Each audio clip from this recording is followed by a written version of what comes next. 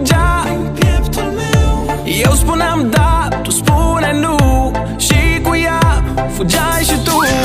Eram tot timpul amândoi, dar nu am fost vreodată noi. Dar nici acum târziu nu e ca să spun, să știi de ce.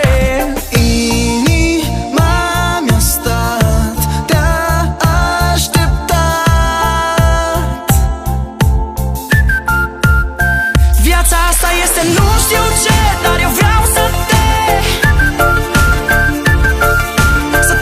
aprind și să nu te mai sting. Și apoi mai vreau de seara să stau,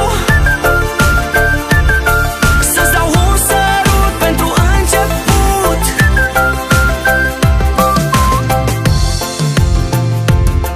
Hey, hey, hey.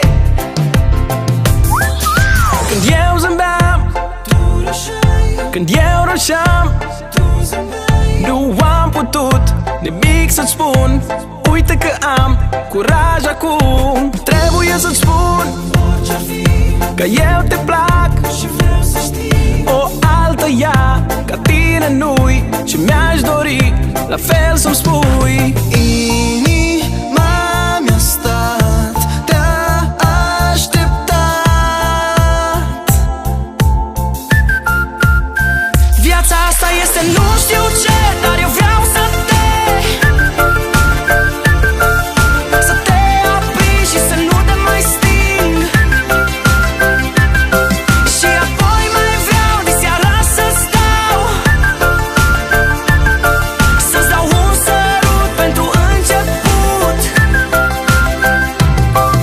Tu reușești să îmi răpești liniștea, fericirea mea. Da, da, fericirea mea.